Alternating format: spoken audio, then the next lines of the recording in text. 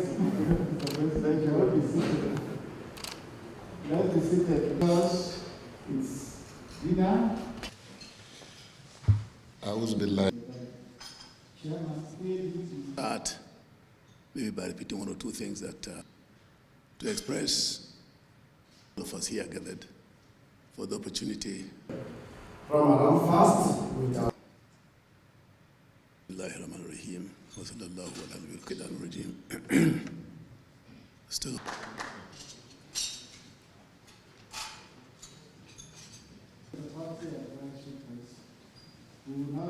ladies and gentlemen that are here today, leaders of political parties, Rahim, Your Excellency, Nigeria,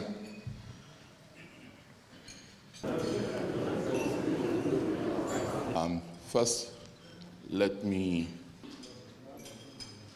Very well said. And Nigerians, over to you.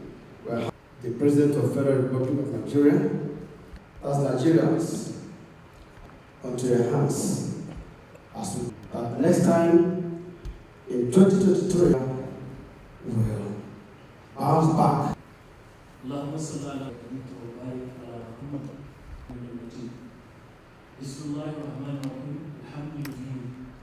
إياك نعبد وإياك نستعين. اهدنا أنعمت عليهم غير المغضوب. For graciously inviting each and every one of us here to dine and break fast with him. I don't have too many things to say except to say that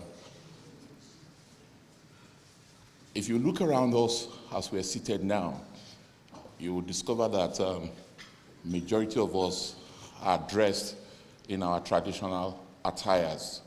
We're wearing our Nigerian dress code. Your Excellency, I want to graciously request, I wish the Central Bank Governor was here, if we could change the dress code for the banks to the Nigerian dress code.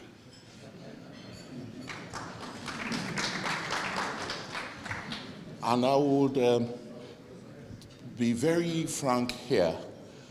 One of the ways of growing homegrown economy and ensuring that we don't let capital flight continue to be a parameter of measuring who we are as a nation is for us to grow our textile industry such that when our bankers starts to wear our outfit, tailors will be engaged, more money will be made, jobs will be created, our young ones will find something else to do.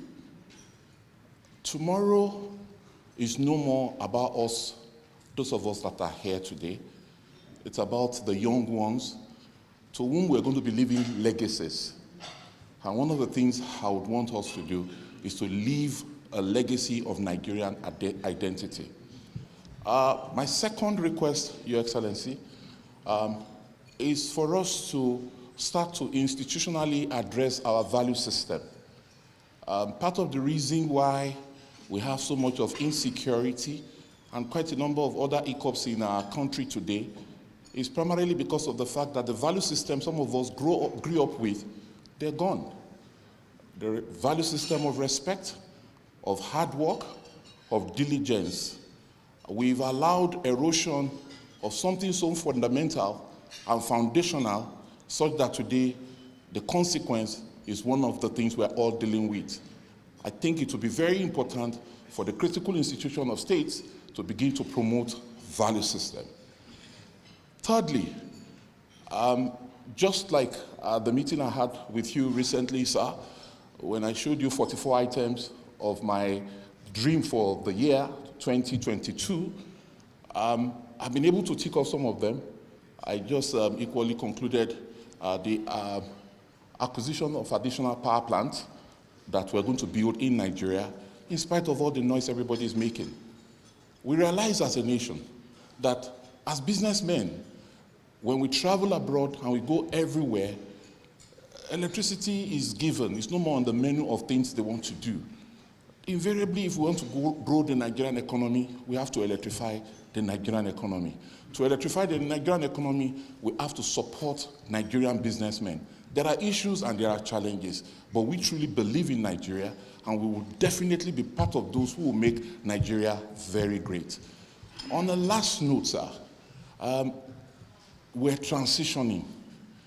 I want to respectfully seek from you, sir, that for anybody that comes around to show interest in leadership, you kindly ask them for their manifesto, sitting down with you, and not what they want to do, but how are they going to do it. The challenge has always been in how, not what. It is so easy for a footballer to say, in this match today, I'm going to score 10 goals. But a good coach will sit back and say, how do you intend in 90 minutes to score 10 goals? Those who will lead us after you must be those who will be able to complete all the projects you have started. We're grateful that the East-West Road is ongoing and it will soon be completed. We're glad that the second Niger bridge is being completed. We're glad that quite a number of infrastructural developments are taking place in the nation, but there is a need for continuity. We in business, we love to be able to predict. We love to be able to plan, and we can plan on the basis of the hope that we see in leadership. The next leader, Your Excellency, should be somebody that carries the banner of hope, the banner of true Nigeria, and not a banner for self. God bless you, Your Excellency. Thank you very much, sir. He has introduced credibility, respect, and admiration in the polity. Because the fact that the political leaders of other political parties are sitting with you here today speaks volume that you are truly a Democrat and you believe in the project of growing democracy in this country. Mr. President, history beckons on you. 2023 is going to be your glorious exit. That is our prayer. For that to happen, sir, you have to, as you usually do, take full charge of every activities that matter in the exercise. INEC is doing quite a lot. We're excited by the innovations that INEC has brought into the electoral process. It has introduced transparency, accountability, and recourse that after the elections have been conducted, those who are not happy with the result will now have verifiable evidence by way of the computerization of the process. Sir, we at the Interparty Advisory Council, we are preparing very soon to give you an award of Hero of Democracy. And we're doing this, believe you me, because the coming in, the signing of the 2022 electoral law is a paradigm shift that will guarantee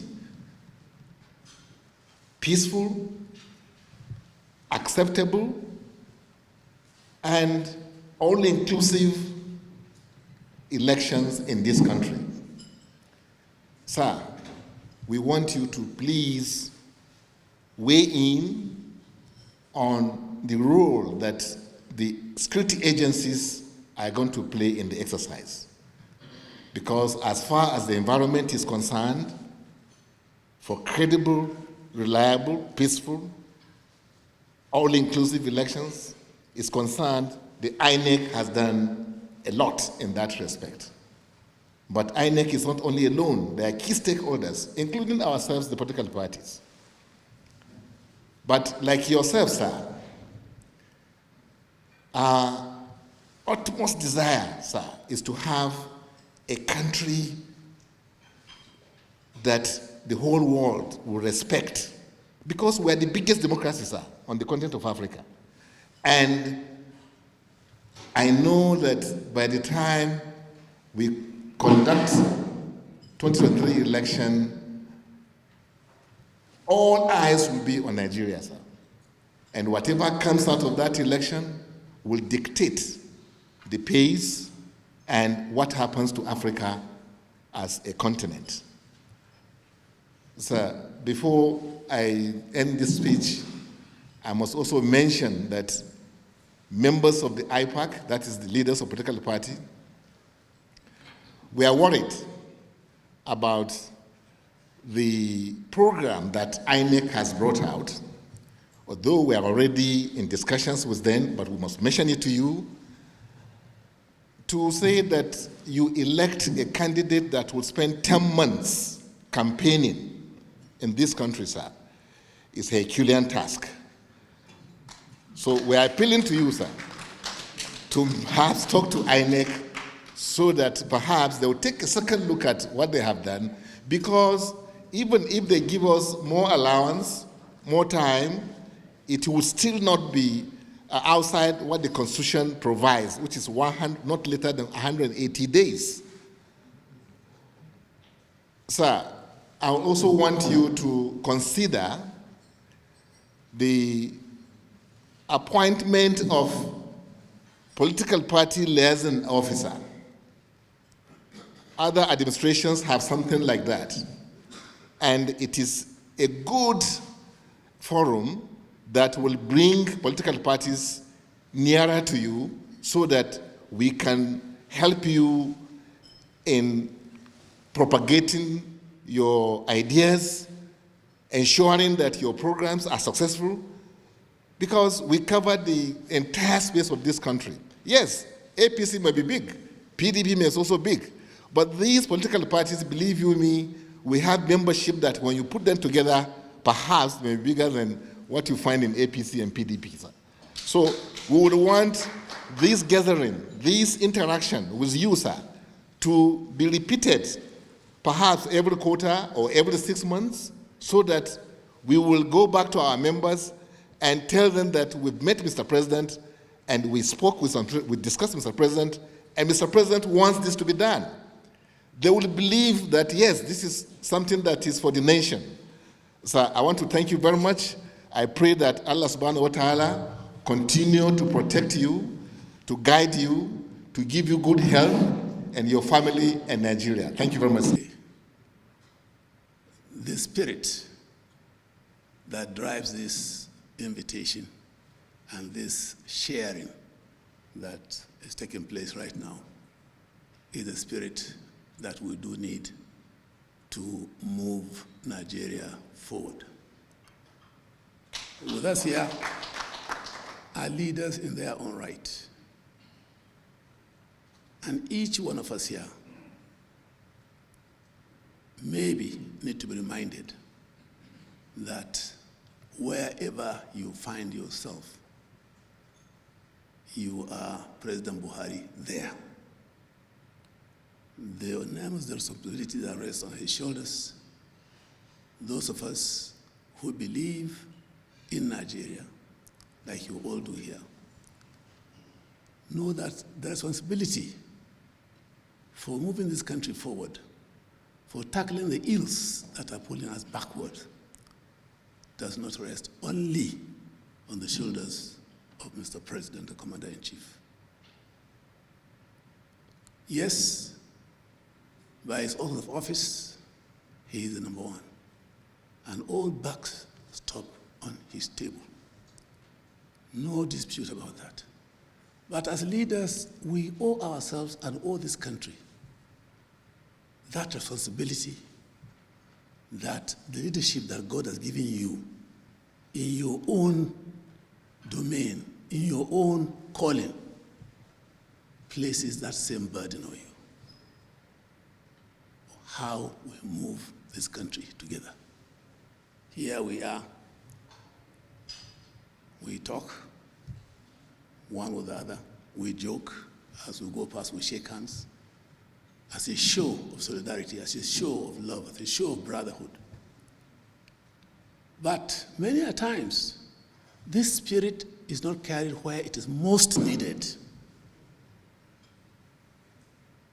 The spirit of togetherness, the spirit of sharing, the spirit of leadership demands that all of us, no matter where you are, no matter where you find yourself, no matter your calling, you have that duty as an adult Nigerian, particularly those of us who are opportune to be where we are.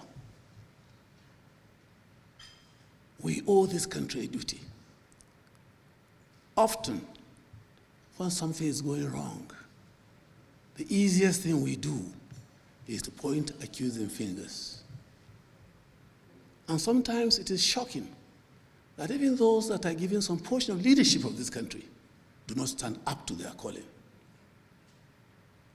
As political leaders, we must take this message home. We must bear that responsibility. Nobody will do it for us. We have no other country but this Federal Republic of Nigeria. Some of us who are privileged travel out of this country, oftentimes. No matter the regimentation in countries that we visit, we always oblige, we always follow the law. In Nigeria, we have allergy for obeying simple laws. Simple laws. Nobody goes to London, for instance, or New York, or wherever, and he sees traffic lights saying, showing him red, and you go on. In this country,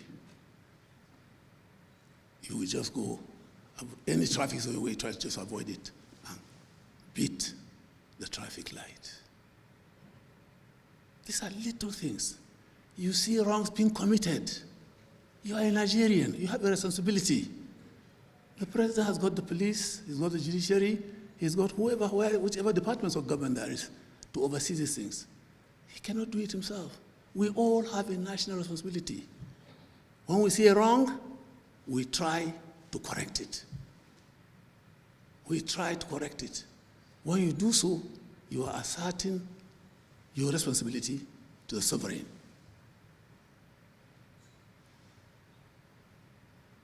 It is therefore my hope and prayers as we gather here as political leaders, out of a population of over 200 million people, here we are. We are talking for Nigeria. But for opportunities, there may be other Nigerians that are much better in all sphere of life than of us here seated. But it please God that this moment is our moment to take the challenge and do the best we can to lead our country of those negativities that tend to draw us back in our march towards the realization of the Nigerian project. I do hope that as political leaders, you will bear in mind, Alhaji Yusuf said a while ago, we have less than 10 months to election today. We have a ruling party. I'm privileged to lead the ruling party. But we need peace for that election to succeed. We need conformity with the laws of the land for that election to succeed. The success of that election is not just for the winner. I hope it will be my party. But my prayer and bigger or greater hope is that the success of the election, no matter who wins, is for our good. If we don't face that election with a commitment to ensure we have a peaceful election, no matter who wins, there's no glory in it. Success becomes failure. So we must put our heads together as we are this evening to see that we work in unison as parties. Every one of us has his own course charted by Almighty God. Who will win the next election is known by God already. So we are all grappling in the dark. And let's get one commitment that will do nothing in the course of a pursuit for political victory to do anything that will harm this country or harm democracy as we understand it, as we want to practice it. If something goes wrong, God forbid, everything we have, everything we believe, every ground we believe we covered, we're setting ourselves back. So please, let's forget, let's stop beating our chests, let's take the spirit of that shaking hands that we do from time to time, that this country belongs to all of us. Those of us who are vying for offices are privileged Nigerians. And those who are not as privileged as we are thousands and thousands, millions in number more than we are. So we must not forget them, whatever we do. They suffer when we fail, and when they are suffering, we enjoy. This is not the spirit of leadership. So I challenge you, my dear colleagues, leaders of political parties, that let's get together. Let's be sure that the forthcoming election is done successfully. Let's continue to relate as friendly, brotherly Nigerians. Let us not be divided in the pursuit of the Nigerian goal, the Nigerian project. We all have the same destiny, whatever befalls this country. May we have a successful election. Thank you so much, Mr. President. Ladies and gentlemen, it is a great honor that the leaders of the business community and the leadership of our political parties have joined us for breaking of the fast tonight. I am pleased to say that we enjoy a wonderful relationship with the business community in the country in a way that is most beneficial for the nation. No administration has done as much as we have done in the creation of a climate best suited for business, big and small, to thrive. The Ease of Doing Business Index, that is globally recognized, has acknowledged that the ease with which business is carried out in the country has never been better than it is today. We will continue to make it better. We will equally continue to count on the support of the private sector to improve economic growth and create new job opportunities for our teeming population. Employment is critical to stability and prosperity of our country. Government and the private sector working together have an opportunity to transform lives of people in ways that was hard to imagine in the past. I'm also pleased to share this pleasant moment with the leadership of our political parties, including my own, the All Progressive Congress. Gentlemen, it is good to see. For those of us fasting at Ramadan, may Allah accept our ibadah. Only a week ago, we had tremendous success at the meeting of the National Executive Committee, NAC, ending with a clear message that the party will continue to push for the establishment of democratic principles at all levels. Today, we can proudly say that we have a political system that allows political parties of all views and persuasions, reflecting the diversity of our nation, to coexist and contest for elections at all levels of government without fear or institutional bias and pressure. I request all political parties to keep elections and election-related differences aside, to join the administration as we strive to defeat the common enemy, that is insecurity. Without mass popular support to our hard-working armed forces, it will take us much longer to finish off the successful war we are waging against terrorism, banditry, and kidnapping. Our country must be kept safe for progress and prosperity to be entrenched. I look forward to seeing the reflection of this spirit in the relationship between the parties and the government, especially as the election season will soon be on us.